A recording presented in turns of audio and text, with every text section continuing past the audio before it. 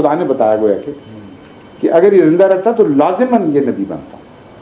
یہ مخالف نہیں ہے ان حدیثوں کے. حضرت عمر رضی اللہ تعالیٰ عنہ کو جو فرمایا اور حضرت علی کو فرمایا اس میں واضح حکمت موجود ہے. ایک اور پہلو بھی ہے جو قابل غور ہے. حضرت صلی اللہ علیہ وآلہ وسلم کے مان بعد یا فورسیبل فیوچر میں کسی کا آنا مقدر نہیں تھا، کیونکہ حضور اکرم نے بخاری والی حدیث میں جو تشریف فرمائی ہے لو کان الایمان عند الثریا، اس سے بھی پتہ چلتا ہے کہ آپ کی غلامی میں جو آنے والا ہے وہ بہت بعد میں آئے گا.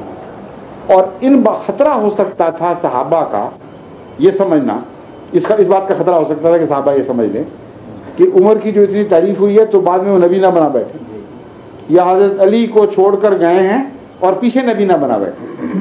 تو وہ بعد مفہوم یعنی مختص بزمانہ بعد ہے، اور بعض بعد مختص بزمانہ ہوتے ہیں، یعنی بعض زمانے تک بعد ہوتے ہیں، بعض دوسرے زمانے تک نہیں ہوتے.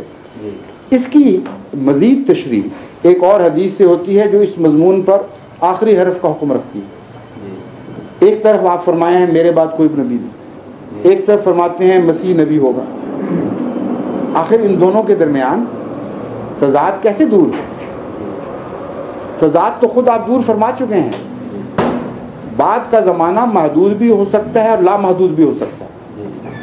آپ کی کیا مراد تھی یہ آپ ہی بہتر جانتے ہیں.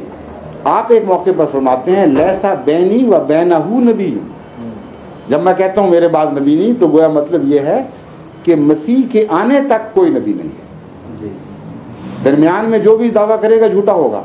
ہاں جو مسیح کا دعوے دار ہوگا اس کا نبی ہونا ضروری ہے، کیونکہ اس کے لیے خود آپ 4 دفعہ نبی کا لفظ استعمال کرتے ہیں، اس لیے کہ اس کا نبی ہونا رسول کریم صلی اللہ علیہ وسلم کی امت کے مخالف نہیں ہو سکتا.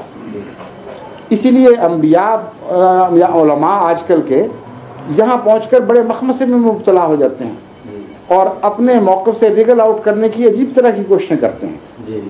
جب احمدی ان سے پوچھتے ہیں کہ جناب آپ تو کہتے تھے لا نبی یا بادی لا نفی جنس ہے، یہ ایک اصطلاح ہے گرامر کی کہ لا نفی جنس کا مطلب ہے کسی قسم کا کوئی آ ہی نہیں سکتا نہ، تو اس کا مطلب تو یہ بھی ہے نہ پرانی قسم کا آ سکتا ہے نہ نئی قسم کا.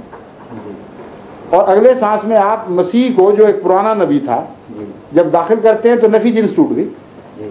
یہ ہم سوال اٹھاتے ہیں.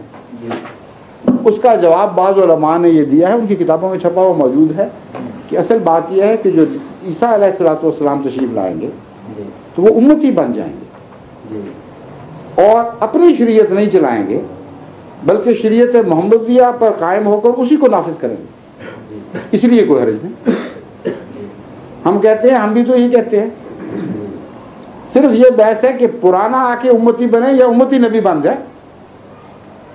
نفس مضمون کے لحاظ سے تو فرق ہی کوئی نہ رہا، یعنی ہمیشہ کے لیے ہمارا اختلاف اس بات پہ ختم ہو جاتا ہے. اور وہ مجبور اس لیے ہیں یہ کہنے پر کہ ان کے لیے 2 روکے ہیں حضرت عیسیٰ کی نبوت سلب کرنے میں. اول یہ کہ علماء کے فتوے قطعی موجود ہیں کہ جو کسی کے سلب نبوت کا قائل ہو وہ کافر ہو گیا پکا، کیونکہ خدا انعام دے کر واپس نہیں لیا کرتا. سمجھ گئے ہیں نا؟ نبوت کا انعام کسبی ہے ہی نہیں، وہبی ہے. جب وہبی ہو گیا تو اللہ تعالیٰ وہب کرنے کے بعد کیسے لے سکتا ہے؟ دوسرے تو کہتا ہے تم تحفہ دے کے واپس لوگے تو کہہ کر کے چاٹنے والے ہو، تو خود تو خدا نہیں دے سکتا.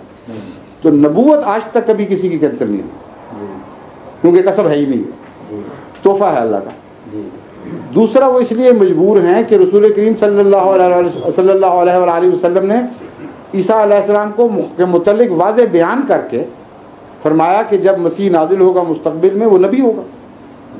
اب جس پر آیت خاتم النبیین نازل ہو، اس شان کا نبی خود کہہ رہا ہو کہ وہ نبی ہوگا، تو مولوی کی کیا حیثیت ہے کہ چھین لے اس سے نبوت؟ مجبور ہو گئے ہیں. اس کے لیے عذر یہ تلاش کرتے ہیں کہ چونکہ وہ امتی ہو جائے گا اور 100% یہ غلام محمد مصطفیٰ صلی اللہ علیہ وآلہ وسلم ہوگا، اس لیے حرج کوئی نہیں. ہم کہتے ہیں، ہم بھی تو یہی کہتے ہیں، فرق ہی کوئی نہیں. ایک اور پہلو سے میں آپ کو سمجھانے کی کوشش کرتا ہوں، کیونکہ میں سمجھ رہا ہوں کہ آپ بڑی دیانتداری سے پوچھ رہے ہیں مجھ سے باتیں.